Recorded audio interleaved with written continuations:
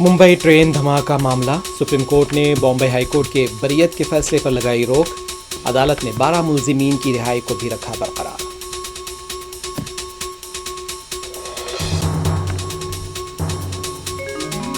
Parliament کے دونوں ایوانوں میں اپوزیشن کا ہنگامہ جاری، لوک سبھا کی کارروائی 2 بجے تک کے لیے ملتوی۔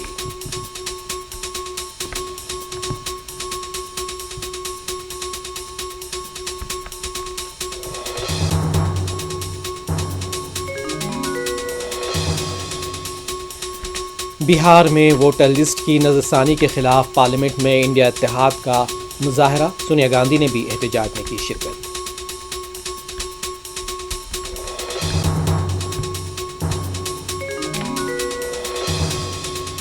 وزیر اعظم مودی کا دورہ لندن جاری، برطانیہ کے اپنے ہم منصب کیئر سٹارمر سے آج کریں گے ملاقات، آزاد تجارت کے سمجھوتوں پر ہوں گے دستخط۔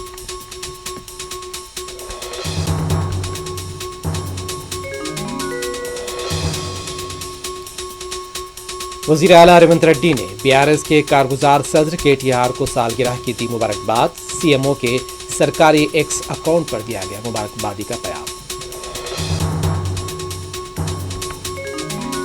روس میں لاپتہ طیارے کا ملبہ مل گیا، تمام 50 مسافروں کی ہلاکتوں کا خدشہ۔